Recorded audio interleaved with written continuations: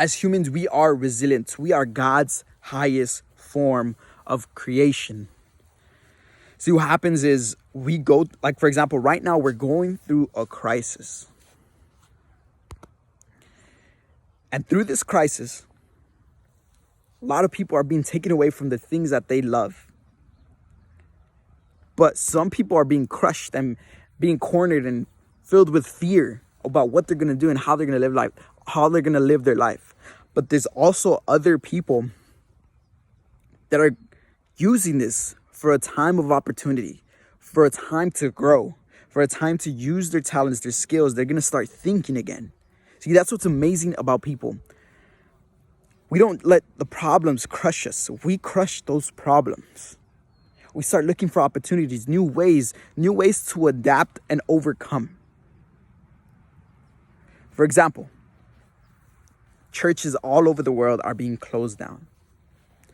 But guess what? They went online after they should have done that a couple of years ago. But now they're deciding, hey, let's go online. This doesn't stop. Families are now being connected again. They're calling each other. Since they can't see each other, they're calling each other through FaceTime. They're being more connected and they're talking more than ever. See, what's amazing is humans use an opportunity of crisis and overcome and make something out of it and don't come out crippled. Now, if you're going through stuff, if you're going through anxiety, if you're going through depression, if you're going through a horrific event, know that as humans, you were created to be great. Your body, your mind can overcome, can achieve, can grow, can heal. Now, the things that you're going through, it's not over.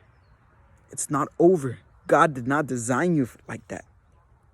This body, this mind can take a whole lot of trouble, can take a whole lot of stress, can take a whole lot of damage, and still get up and keep walking forward and keep moving.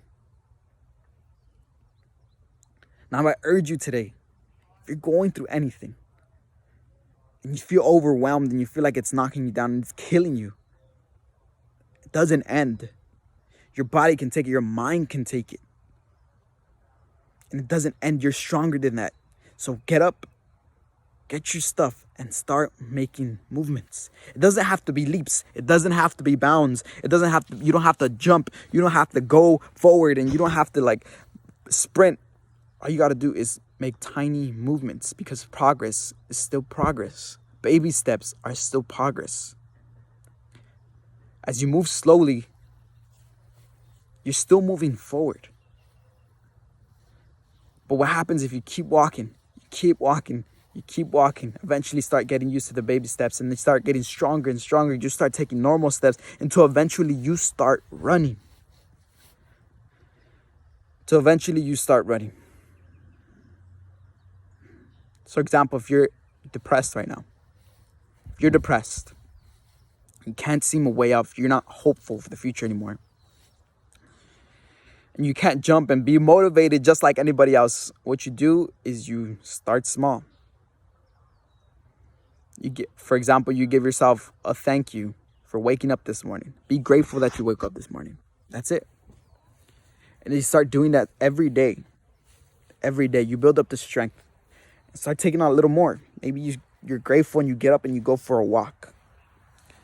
And you start to feel better, start getting strength. And as you go after a walk, you start implementing workouts.